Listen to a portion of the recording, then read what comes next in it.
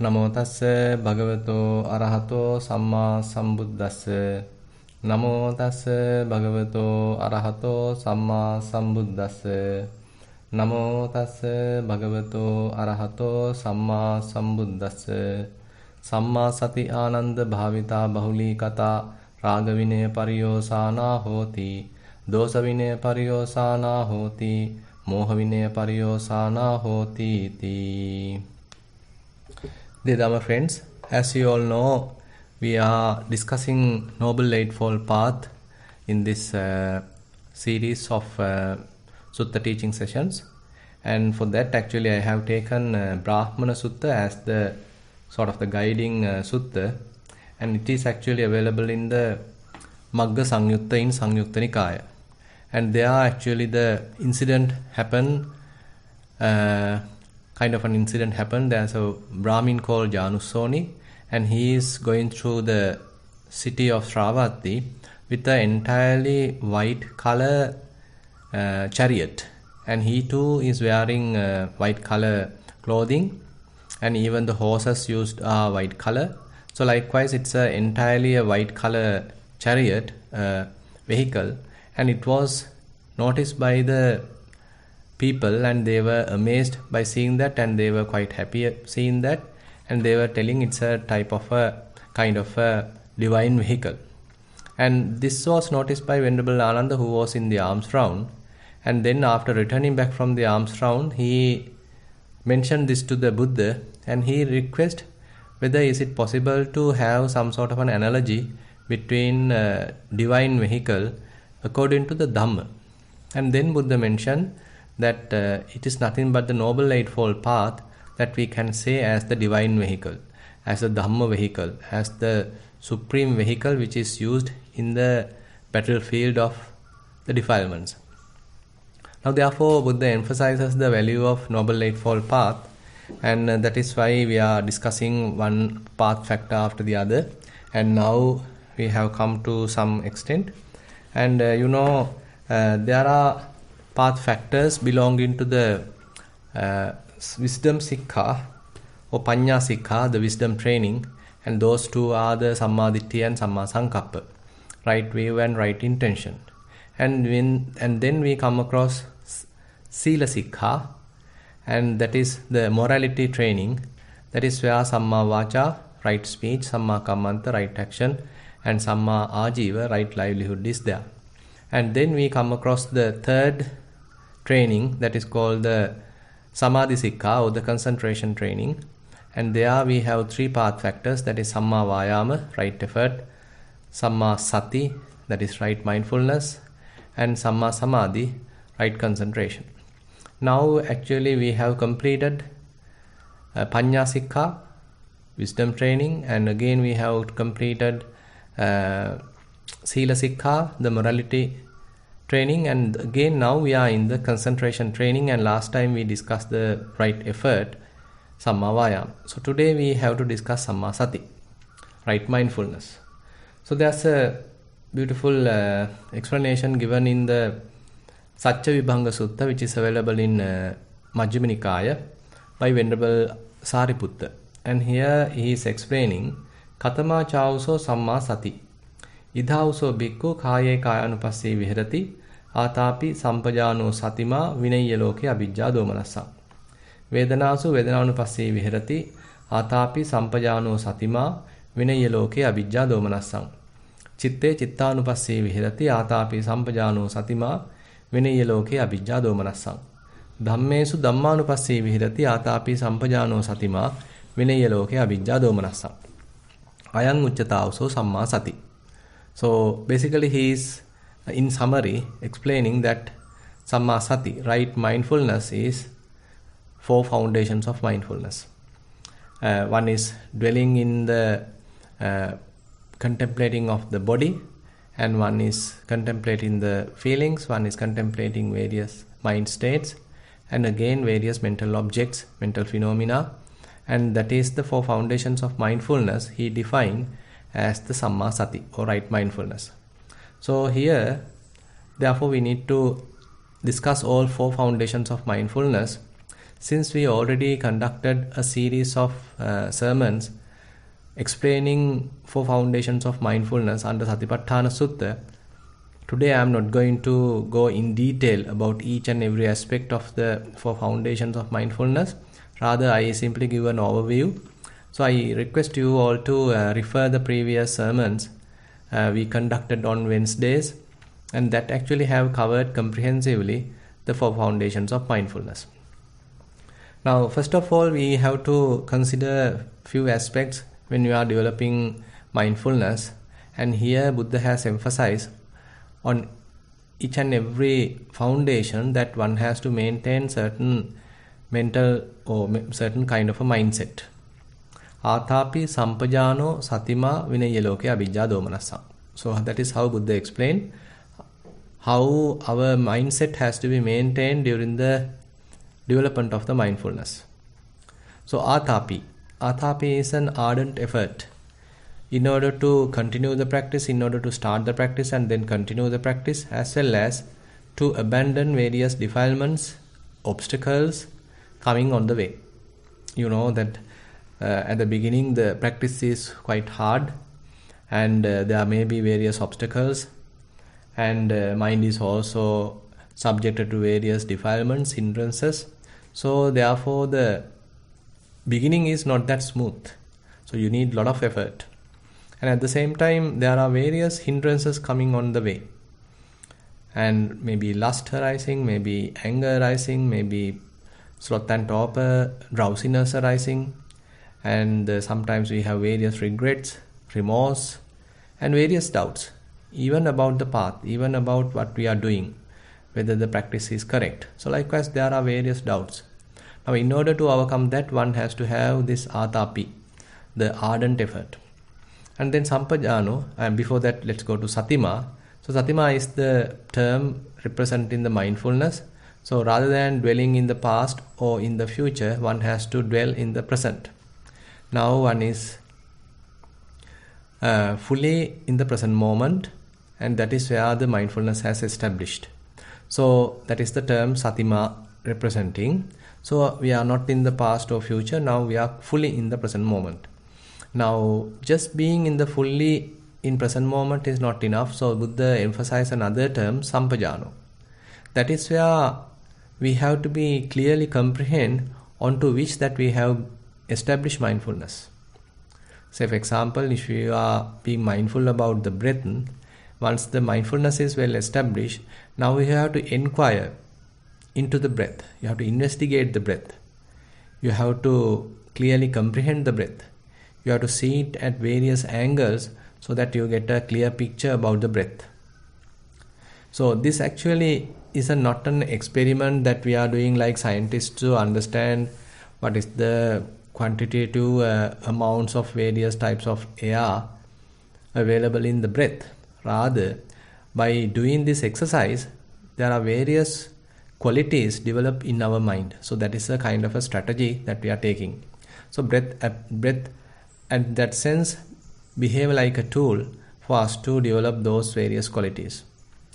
Now that is the quality sampajano Buddha emphasized here. So once the mindfulness is well established, you have to clearly comprehend that whatever the object. And then vinayaloke abhijja domanassang, where you are dispelling various kinds of covetousness and various kinds of despair arising in the mind. So one has to maintain kind of a balanced mind, equanimous mind as much as possible during the practice. Having said that, if we consider the body contemplation or the mindfulness on the body, so there are, as you can see from the diagram, there are actually 14 methods are explained in Kayanupassana, in the establishment of the mindfulness in the body. So here one is looking at the body. Say for example, say the allowing body to breathe, and while keeping the body in a straight and comfortable posture. So one is maintaining one's attention at the nostril, and there you are observing how breath occurs. When in-breath happens, you are aware of it. When out-breath happens, you are aware of it. So likewise, you are now recognizing the breath. So basically, if the mind wanders towards the past or future, so without complaining or without sort of blaming ourselves, condemning ourselves, our duty is to bring it back. So again and again we have to do this task, because at the beginning mind is not tamed. Mind is quite restless. So it is going here and there. So therefore, we have to again and again focus our attention back to the breath. As we are developing like this, then we understand, okay, now mind is capable of maintaining its attention for a long time on the breath. That is the selected object, and there it is able to maintain the focus attention. So here we can say this is the Satipatthana section, where we have successfully established mindfulness. And then Buddha goes to the next level, that is the Satipatthana Bhavana, or the development of the mindfulness. And there Buddha asks us to see that qualities of the breath, whether it is long, whether it is short, whether it is warm, whether it is cool, whether it is from which nostril it is going in, from which nostril it is going out, whether it is a single in-breath or is it consisting of minute, small in-breaths, or is it a single out-breath, or is it kind of a combination of several out-breaths. So likewise, now you are looking at the breath in a more closely, so that you are able to understand various subtle aspects of the breath. And as you are continuing, you may understand, it may assume that this coolness is arising and it is passing away, and say warmness also arising and passing away. And if we consider the in-breath consists of a series of minute in-breaths, so that also have the nature of movement or sort of a vibration, and that subtle vibration or subtle movement you are able to comprehend, and there you understand. So it's a kind of a arising and passing away nature is there, similar to the out-breath as well. Now, understanding this impermanent nature, transient nature of the breath, in one sense explain about the mindfulness meditation, Satipatthana Bhavana. At the beginning, actually, you didn't get that much of a very clear picture, because the mindfulness and clear comprehension is not yet developed. But as you continue the practice, so this kind of a very close attention, scrutiny is possible. And as you are continuing like this, there are various insights arising in the mind.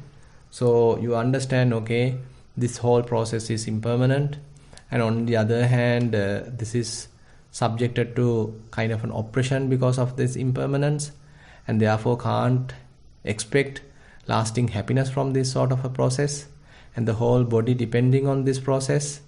And not only this process, whatever the process available in the body is subjected to this kind of a inconstant nature, and this whole process is non-governable, and there is no anything substantial.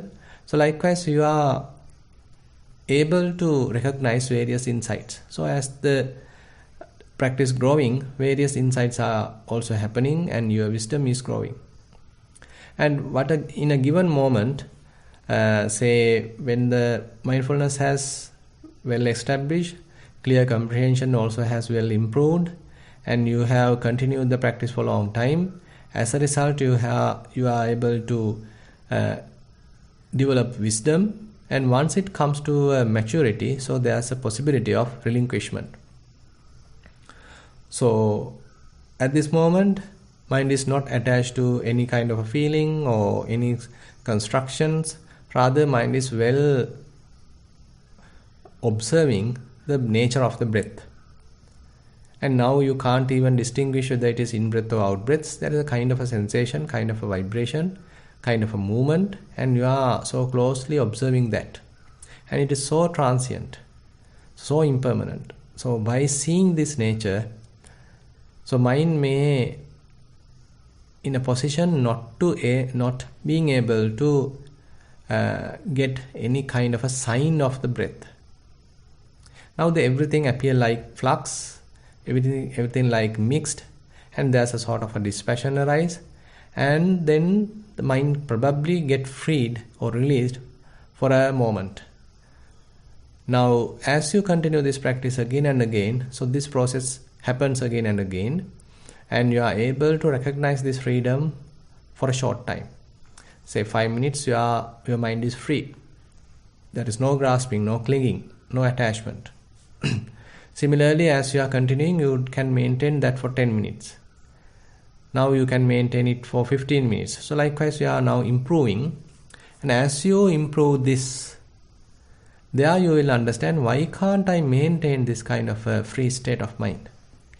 Mind is now free from any burden, any attachment, any defilement. Why can't I maintain this side of a state? There you understand, still there are various tendencies available in the mind. They are time to time coming and disrupting the process. So in order to further purify the mind, in order to strengthen these new qualities in the mind, so there you understand the necessity of a morality training, Sila Sikha. And again you understand the value of concentration training, that is the Samadhi Sikha. And again you will understand that I further have to develop wisdom. The value of the wisdom training or the Panya Sikha is understood. So again we are coming back to the Noble Eightfold Path. So that is Buddha mentioned as Satipatthana Bhavana Gaminincha Patipada, where you are recognizing, in order to further develop these insights, you need to follow 3 trainings: morality training, concentration training, and wisdom training. So that is the development of the Noble Eightfold Path. So you can see that Buddha explained that from any of these bodily phenomena, you can establish mindfulness, then you can develop mindfulness and recognize various insights. And in order to further strengthen those insights, you have to live up to it. And as a result, you understand the value of Noble Eightfold Path. Now, if we take another example, say, if one is recognizing various element characteristics while walking. So there are also the same situation where first we understand various characteristics, and we are able to establish mindfulness on top of that. So from this end to the other end, you can mindfully walk, and you may feel hardness, you may feel stiffness, roughness, etc.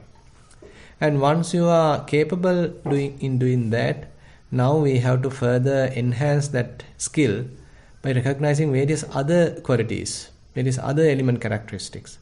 Now not only hardness or stiffness, there are various other subtle qualities also available in this whole working process. So that is where we are improving clear comprehension, and more and more we are improving, so many element characteristics are possible to recognize.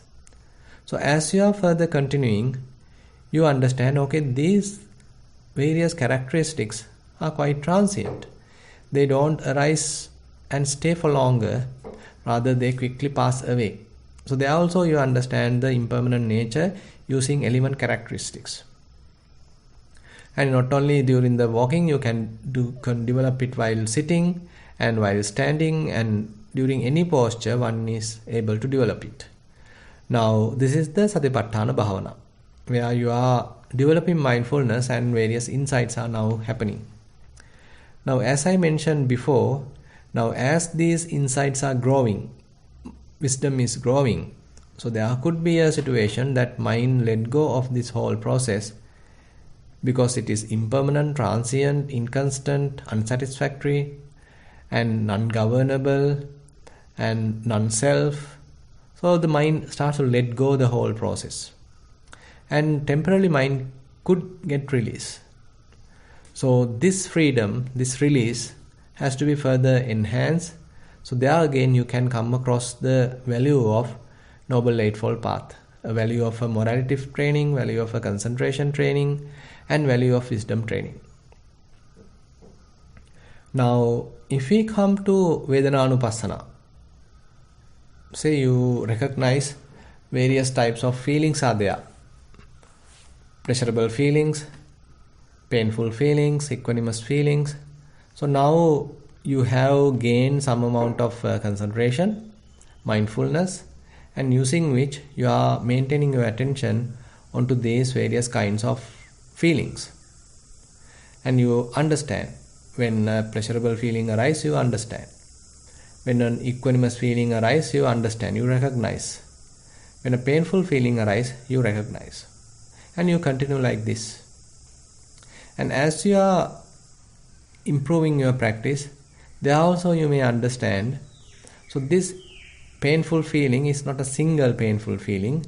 It sometimes consists of say 5, 10, 20 small painful feelings. The whole bunch, whole group manifest as a single painful feeling, but once we carefully analyze, then we can understand it is not a single feeling, rather series of feelings are there. Now, each and every minute feeling is so transient. So, there's a simile that Buddha is giving, like when heavy rain happens, so all raindrops, if they are hitting a water surface, each one generates a water bubble and it quickly bursts. So similarly, Buddha mentioned these various kinds of feelings are quite transient, like water bubbles. They quickly burst, they arise and they pass away. So now you are keeping a close attention to the behavior of these various feelings, and you understand even the pleasurable feeling is undergoing this kind of a process. Even painful feelings undergo this sort of a situation. And even equanimous feelings undergo this kind of a situation. So, in that sense, there is no point of holding any of these. Because even if you are trying to hold a pleasurable feeling, internally it is oppressed by this transient nature, impermanent nature. So therefore you understand it's not worthy and you can't actually hold it. And even equanimous feeling, it is subject to this kind of a transient nature. So you can't have sort of happiness, lasting happiness from this sort of a transient nature. So likewise the wisdom is growing, and now even you can't recognize say subtle differences between various feelings, because now everything appears like a flux. Now more and more dispassion arises to this process. Now mind starts to let go of it. As a result, mind can become free. Like we discussed in the Kayanupassana section, here also mind can become free. So this freedom also short-lived, and you got to improve it again and again. So then you may be able to maintain it for 5 minutes, may be able to maintain it for 10 minutes. So likewise now you are growing, enhancing. And there also, as with the continuous practice, when you understand, okay, there is a possibility of keeping the mind free from any attachment, free from any grasping, free from any association, quite independent, spacious, fairly simplified, unconstructed. So you understand there's a possibility is there, but why can't I maintain it? Why can't I keep it for a long time? Because still there is a hidden tendencies available in the mind. Time to time they come and interrupt the process. And again you get on to some various defilements. And in order to further restrain, so you got to incorporate morality training, Sila Sikha. And not only that, you need to clearly see what is really going on. So therefore you need Samadhi Sikha, the concentration training. And using which now you are developing further the wisdom, Panya Sikha. That is, we are coming back to the Noble Eightfold Path. So first we established mindfulness using various feelings, and then we understood their nature, we understood their characteristics, their impermanent, transient nature. And once the mind is released temporarily, now we got to maintain that, enhance that. So there we require a kind of a path, a training. So there are the Noble Eightfold Path coming back to the picture. So likewise, even in the Vedananupassana, we can understand kind of a combination between the mindfulness practice and again coming back to the Noble Eightfold Path. And now the path factors are well coordinating each other. Say you are having correct direction by the Sammaditthi, right view, and the mind is properly intended towards the practice, Samma Sankappa, and you are maintaining your morality. You are not using words in a bad manner, and you are maintaining your morality, sila.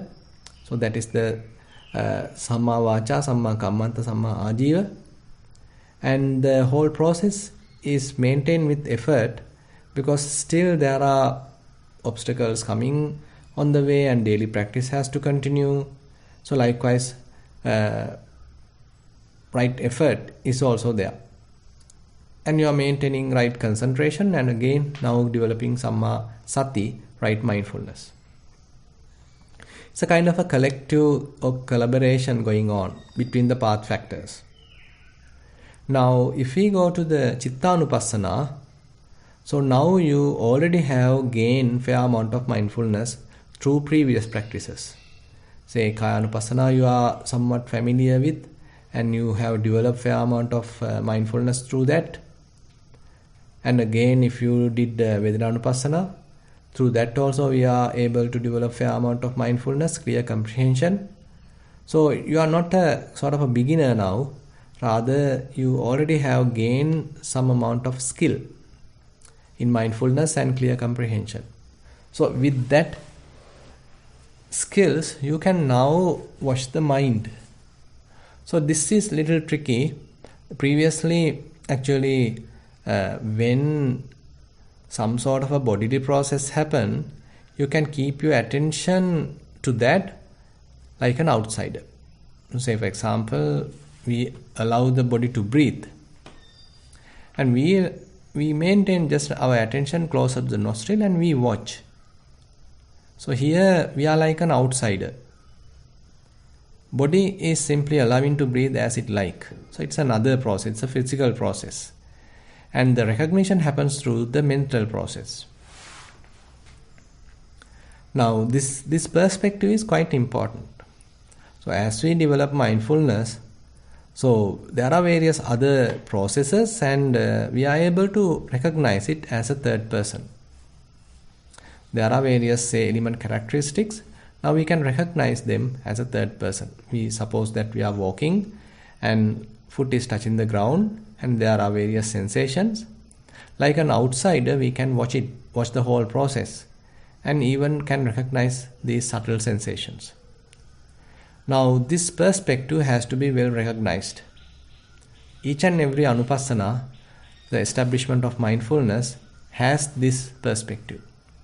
So you have your vantage point in order to recognize the ongoing process. In Kayanupassana, it is a physical process. In Vedananupassana, it is physical as well as mental, some sort of a feeling.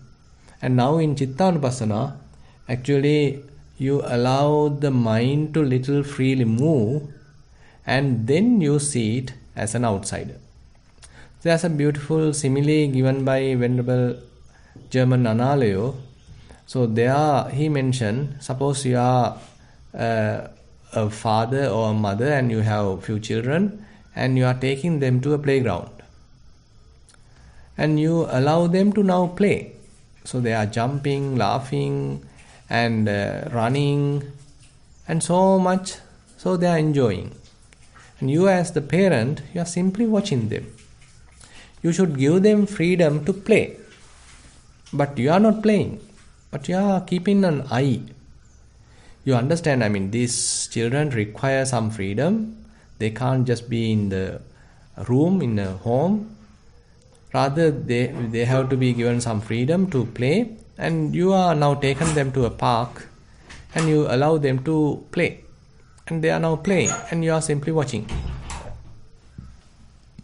Now similarly, once we reach Chittanupassana, so we have to allow some freedom to the mind, because you already have gained some mindfulness through the previous practices, Kayanupassana, Vedananupassana. And you have gone through some exercises so that you have already developed clear comprehension. You are not a sort of a beginner now. Rather, you know what is mindfulness, you know what is concentration, you know what is clear comprehension. Some understanding is there, and some practical experience is also there. Certain skills are already developed. Therefore, you allow the mind to little freely move, and you are now watching like a third person. Suppose there are lustful thoughts arising in the mind, and you can recognize it. But unlike before, you are not feeding it. So that's the difference. So lustful thoughts are arising, you recognize it as a lustful thought, but you keep it aside. You allow it to come, allow it to be, and allow it to go. Say there are thoughts of ill will arising, and there also you allow it to come, allow it to be, and allow it to go. So you have kind of a non-judgmental attitude towards any of the wholesome thoughts, any of the unwholesome thoughts. Suppose now you are getting a thought of loving kindness. Now in the previous occasions, probably when a loving kindness thought arises, so you really appreciate it and you want to enhance it. Now you even start loving kindness meditation, metta meditation. But here in the Chittanupassana section, we don't do like that. So we recognize loving kindness thought as a loving kindness thought, and that is also a thought. So we haven't given any kind of a special value to it, rather it is also a thought. And we recognize how it is coming and how it is staying, and we are not promoting it, we are not holding it, and we are not even rejecting it. Simply watching, simply being mindful. As a result of that, it starts to fade away and ultimately disappear. If there's a faithful thought arising in the mind, same situation, same approach. We allow it to come, we allow it to be, and we allow it to go. Now, even very subtle, say concentrated states are arising in the mind. And there also you understand, so these are also conditioned. They also can't last forever, and you allow it to happen, but watch it as a third person. You are not fully attached to that blissful state. Say for example, at the beginning, say when you practice Anapanasati, there are sort of blissful states also possible. And at that time, as a beginner, you enjoy it. You want to keep it, hold it. You want to have it more and more. But at this state, when you are in the Chittanupassana section, still it is possible to experience certain blissful states, but now there is no attachment to hold it. You are not grasping it. Rather, you understand its impermanent nature, and therefore you simply allow it to go. You don't want to hold it. So it may be very high concentration, even jhana concentration, and you know how it is arising, you know how it is there, but you are not feeding it, promoting it, you allow it to go. So all these different mental states, various kinds of thoughts, are therefore represent their impermanent nature, and more deeply, profoundly, you understand this impermanent nature.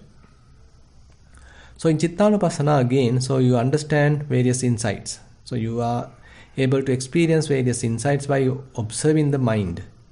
So as you observe more and more, the mind becomes fairly spacious. So the thoughts become less, in the sense their occurrence, their frequency become less. Assume that previously there are say 50 thoughts per minute. Now as you are improving your practice, it may be 30 thoughts per minute. As you are further improving, it may be 10 thoughts per minute. Now you can clearly see how one thought arising, how it is staying only for a short time, and then how it is fading away, disappear. Then another one arising, and it may be trying to tempt, it may be trying to take your attention, but you are quite mindful, you are not promoting or feeding it, you are not rejecting it, there is no any resentment towards it. It is simply a thought. So with that understanding, now it starts to weaken and it also disappear. Now as you continue, so the spaciousness of the mind, clarity of the mind improves. Now there may be certain periods there is no thought at all. Completely silent, unburdened, clear state of mind. No perceptions even. There are no signs, mental images appear in the mind. Very purified state of mind. So then probably you have to improve it. At the moment, suppose you can maintain it for 1 minute. It is not enough. You have to enhance it for 5 minutes. Now you are continuing the practice. Again and again continuing Chittanupassana. And you are able to enhance it, prolong it.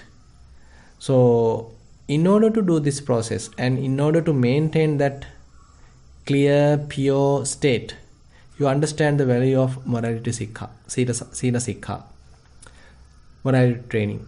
And again you need to maintain the clarity of mind, that is the concentration sikha, concentration training, samadhi sikha.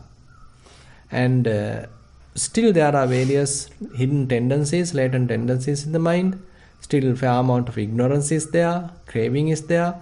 Now you need enough wisdom to overcome them, to uproot them. So you understand the value of wisdom sikha or wisdom training, panya sikha.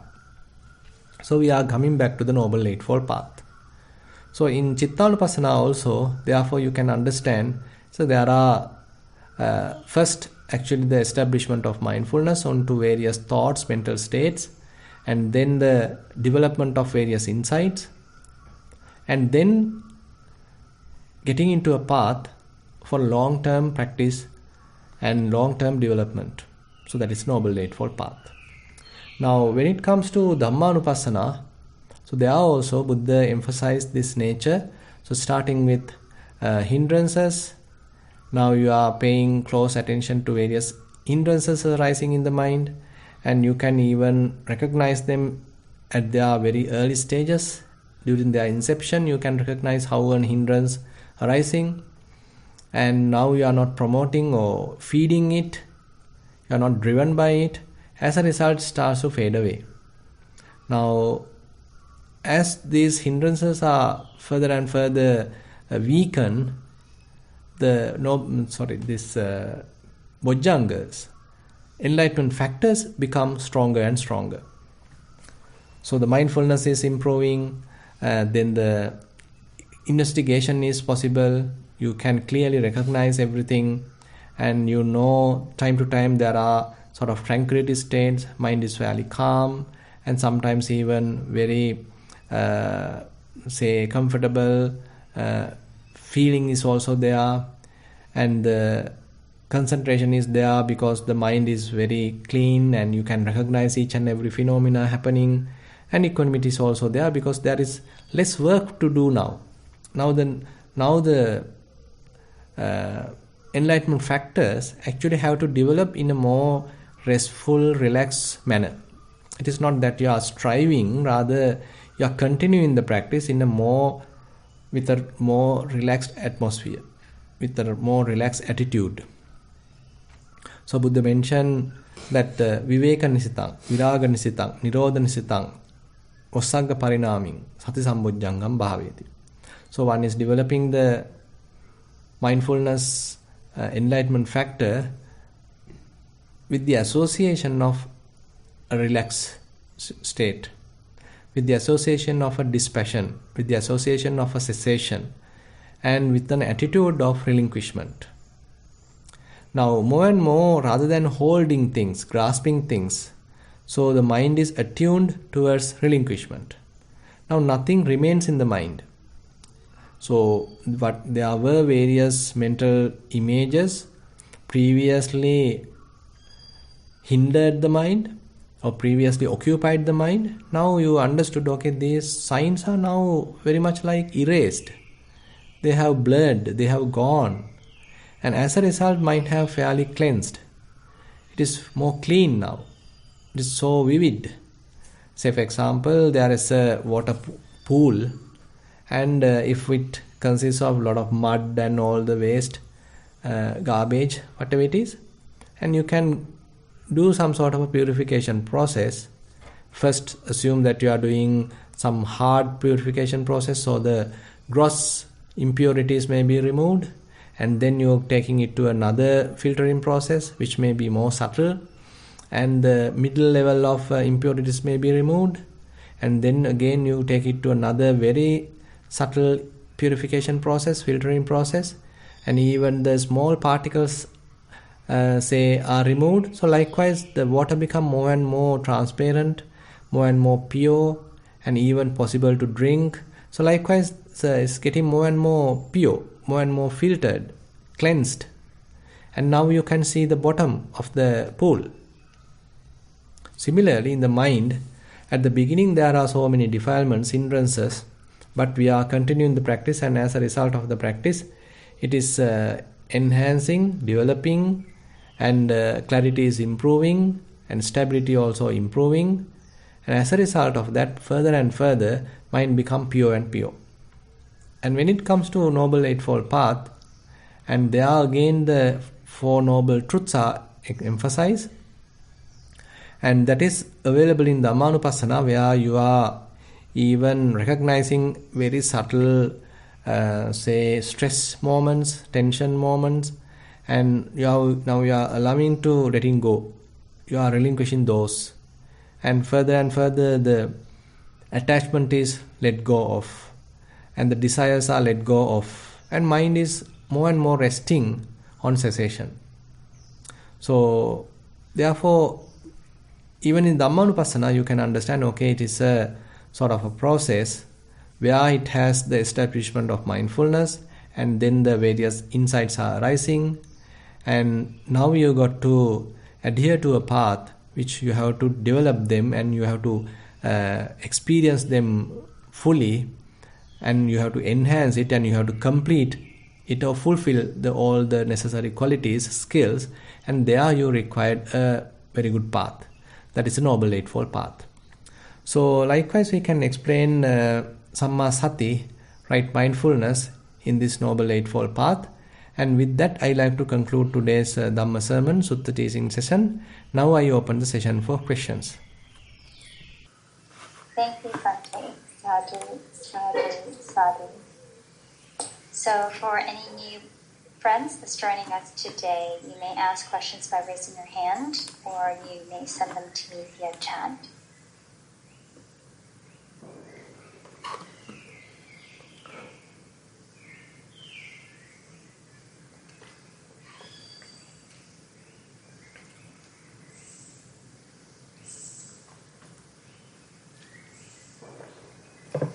So, Bhante, I have a question.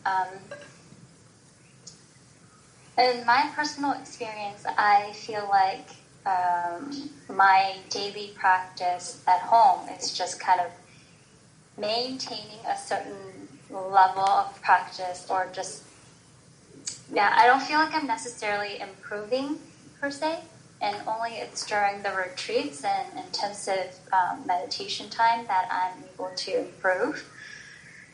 Is this common? And is there a way for us to be able to better practice with at home with a busy life? Actually, it depends on the situation. If you have so much distractions, if you have so many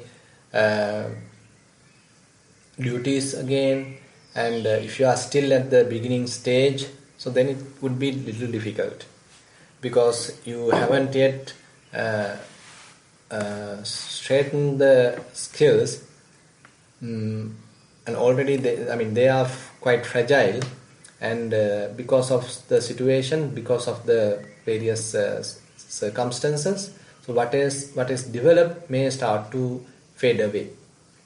But assume that you have spent fair amount of time in meditation and you are already able to develop fair amount of mindfulness, clear comprehension, and you again have experienced this non-attachment and non-grasping state of mind. So there you become fairly seasoned, you become fairly experienced. And on such situation, actually having some amount of companionship, having some amount of interaction with people also helpful, because we need to recognize various tendencies available in the mind.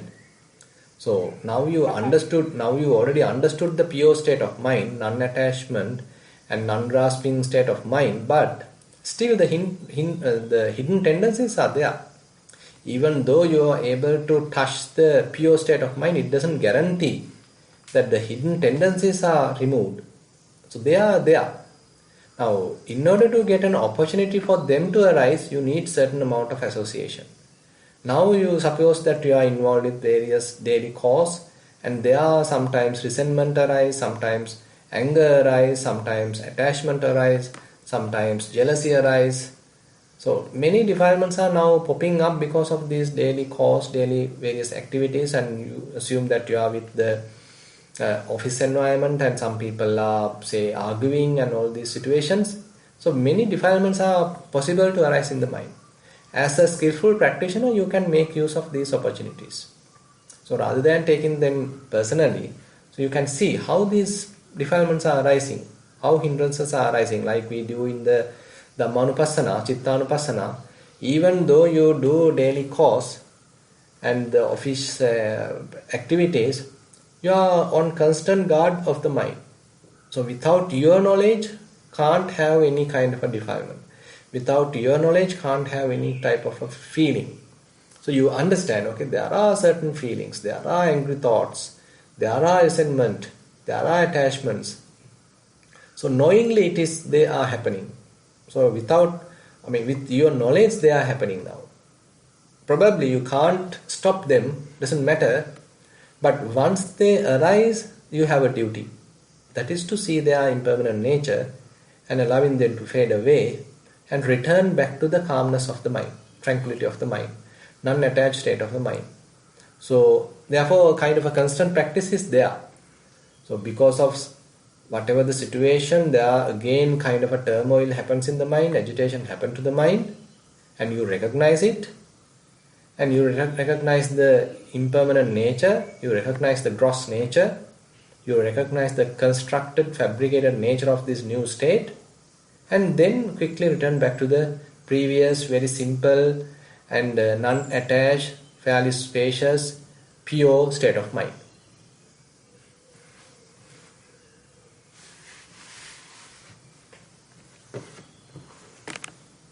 Hello, Bante? Yes? Hi. Oh, okay. Sorry. I thought I lost you for a moment.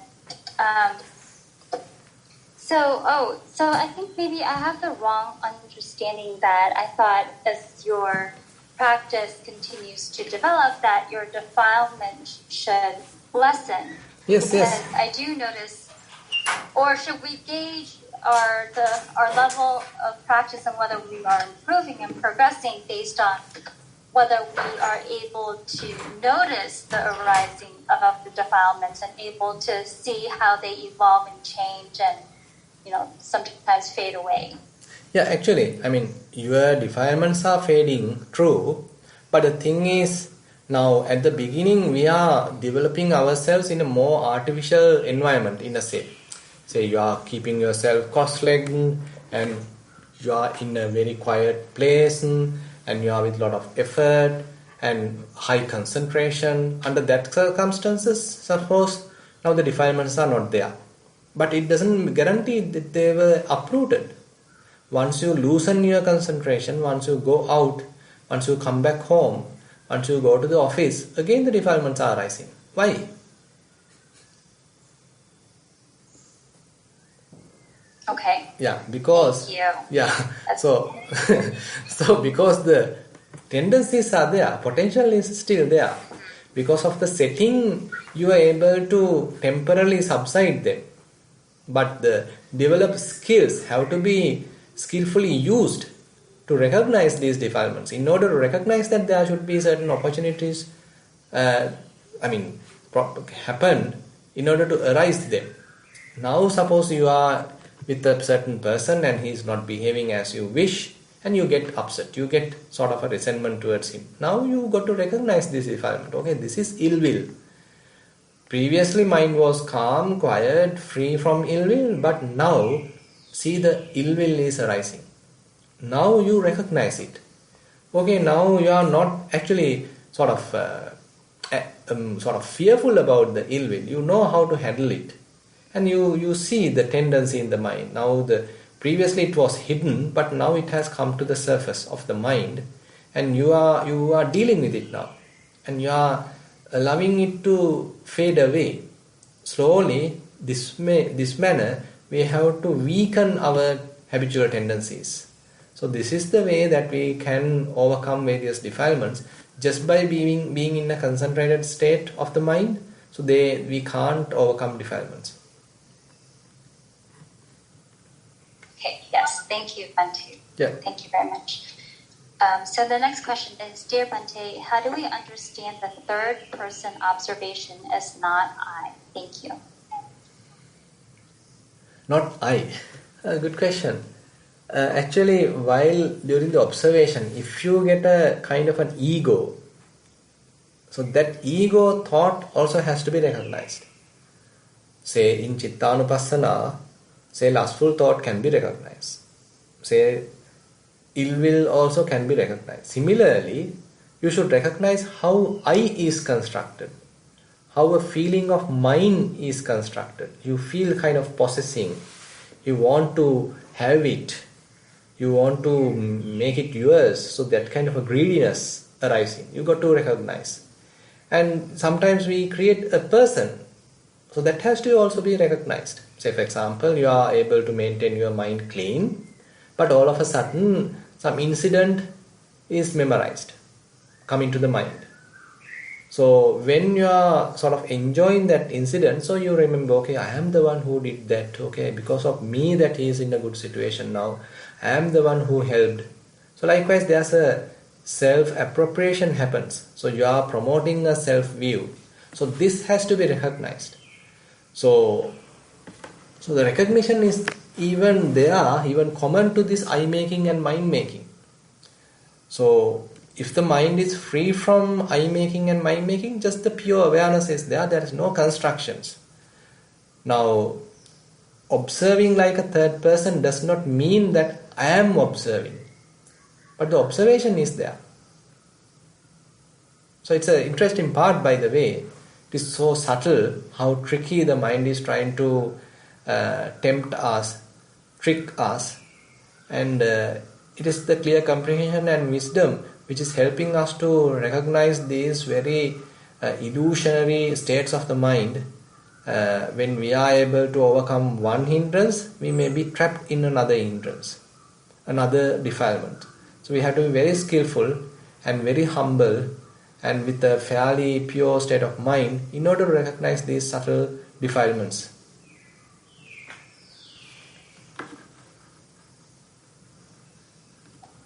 Okay, thank you.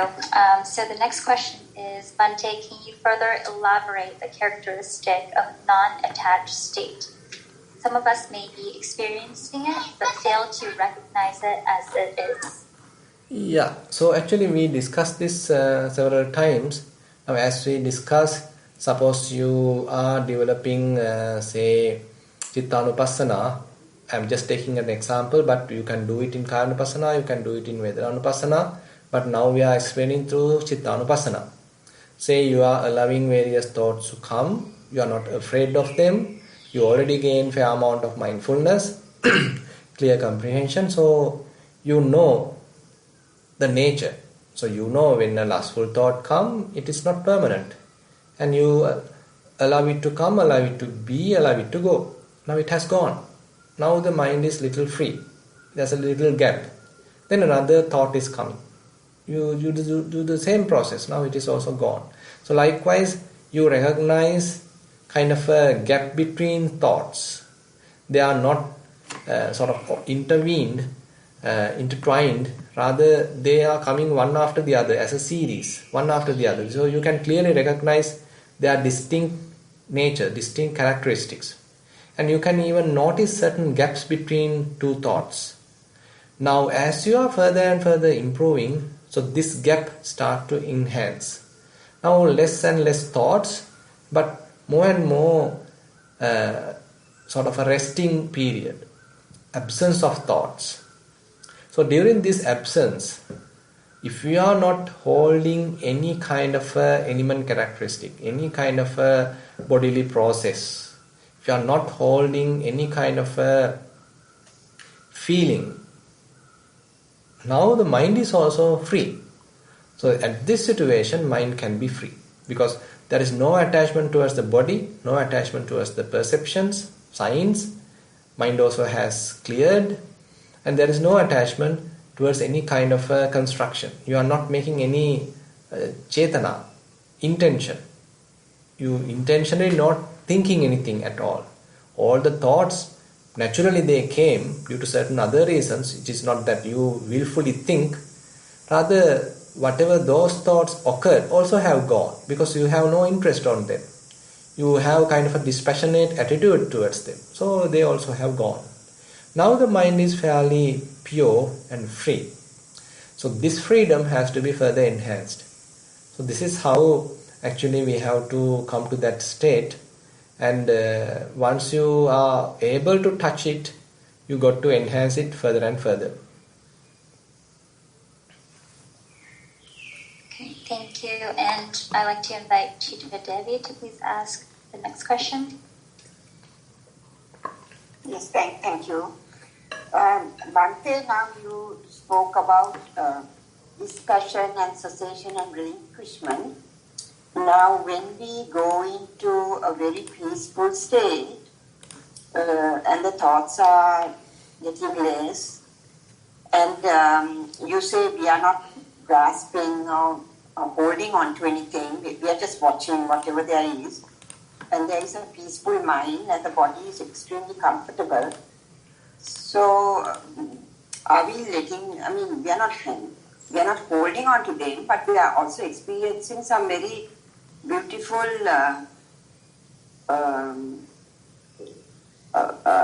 we are experiencing something very beautiful. Is that right? Beautiful in the sense, it is not colorful. No, not colorful, but it is a peaceful state and a very comfortable sort of situation. So it is not as if we want to, we are having a revulsion towards that situation. Yeah, correct. So basically, we are having a revulsion towards the impermanent, transient, conditioned phenomena, but we have kind of experience in calmness, tranquility in this new state. There is no grasping there. There is no I there, by the way. And therefore it is beautiful. Yes. So the dispassion is developed towards the defilements and the hindrances. Would that be right if I said that? Correct. Yes. So whatever the sights, sounds, smells, taste, tactile sensations, or whatever the thoughts, so you have a dispassion towards them. And you are not passionately holding them. No. Yeah.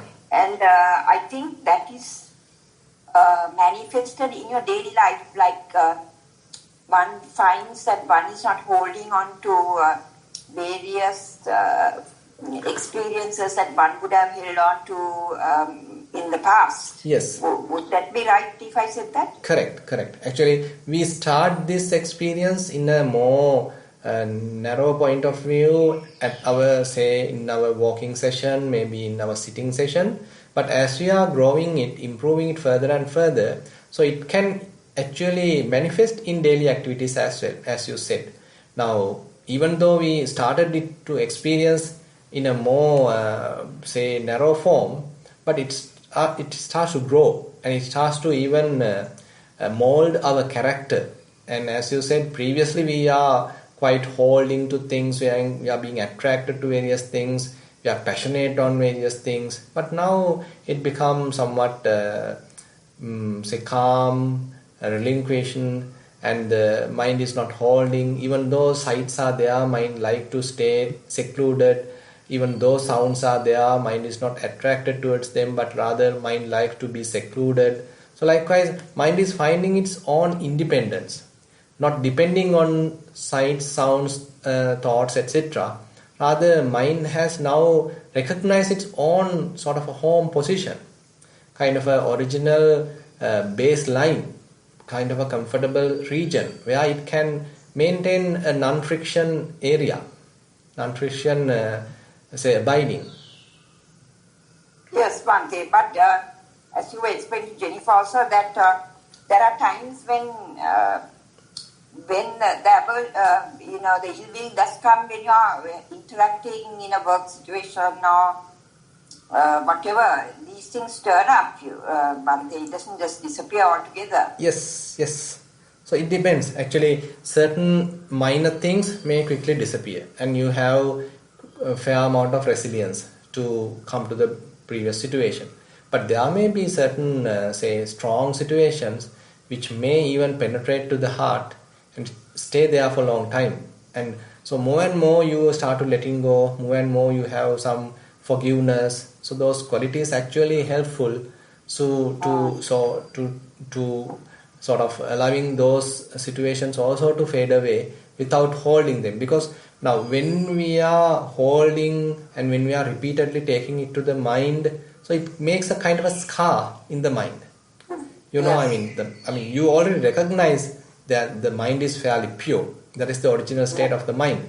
But these incidents actually making us kind of a scar in the mind, kind of a pediment, what is called a mark in the mind, and it is not useful.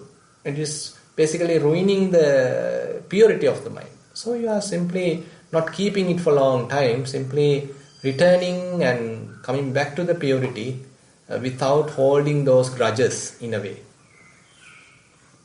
So our meditation helps in, because the more we come to this pure state or this not holding and not grasping state, that experience helps us to develop our paramis. Would you say that is correct for divine abodes? Does that help? That's also true, because now say, actually the mind already become fairly expanded. It is not narrowed down now. Now when it comes to for Brahma Viharas, so they have the nature of expanded mind. So you have loving kindness towards everybody. You have say altruistic joy towards everybody. You have compassion towards everybody, including yourself. And you have equanimity towards everybody. So that has the kind of an unlimited characteristic in the mind. So mind has become fairly opened. It is not narrowed down. It's not a kind of fixation. Rather, it's a fairly spreaded, expanded, universal kind of a situation in the mind. So therefore, it's actually growing with vipassana. So actually, these four Brahma Viharas are one way of expanding. And through vipassana, this animitta, sunyata, and they are also ceto vimutti, the freedom of the mind, and that also have that nature. So that also expands the mind. So those things we have universal love, compassion, all that is probably at an advanced state, I would say. Isn't that right, Bhante? As far as I can see, so they are there in the mind. So actually, yes. So they are there. Our inherent nature is, in a way, we can say, kind of a goodness. Yes. So that is why Buddha mentioned, Pabassaramidam bhikkhave chittang tanchako agantukehi upakkilesi upakkilittham. So Buddha mentioned, monks, this original nature of the mind is quite pure, quite sort of illuminated. So because of the intruding defilements, it has become impure. Now this is known by the wise disciple, and therefore he is now slowly removing these intruding defilements, and now he is already grounded on that purity. So it is inherently pure. So we are going back to the original state by gradually and slowly we are going back to the original pure state. Yeah, exactly. So that is not. It is not at the beginning it may appear like dull. Actually, yesterday also during that Slovakia retreat, someone was telling that it's kind of a dull state because we experience pleasure by entertaining sights, by entertaining sounds, by entertaining various smells, tastes, tactile sensations and thoughts. So that's a very gross way of entertainment, and that is how we keep our mind occupied. But now we are leaving things aside. Now we are not going for that kind of a gross entertainment with the sights, sounds, smells, etc. So therefore at the beginning it appears like somewhat boring, somewhat dull. But as you are improving your, kind of the sensitivity of the mind, so then you understand, so this gross entertainment is some sort of a friction in the mind.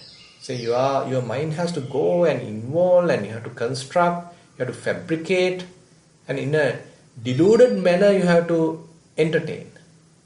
But as the delusion is removed gradually, slowly, so the mind touching its original pure state, it is so calm, so tranquil, and it's a kind of a quiet state, free from any inner chatter, free from any agitation. So that is where Buddha mentioned, okay, this is the sort of original state of the mind. It is inherently pure, and try to stay there. But it doesn't mean that you are sort of staying there with more attached, more deep, concentration. But you have to stay there in a more comfortable, more relaxed manner. You can't do that actually, even though I am telling you, you can't do that till you have the defilements, till we have the defilements. So that is where actually we have to allow this free state to break because of the defilements. Then we understand the defilements. Actually we are coming or loosening the concentration so that the pure state, unattached state, non-grasping state become, say, distracted or become destroyed. And there we understand the intruding defilements. And now we are not promoting them, we simply allow them to fade away. So that manner, actually we are weakening the defilement. Now we can maintain that unattached state in a more comfortable, more easy manner. So this is how actually this state has to be utilized in Vipassana. Yeah, so this is a very interesting practice in a way, and it requires a fair amount of patience, and you have to be well grounded, you have to be really humble, and you got to recognize your own defilements honestly. So likewise it's a long process in a way. Yes, of course, Bhante. Yes. Thank you very much. Okay.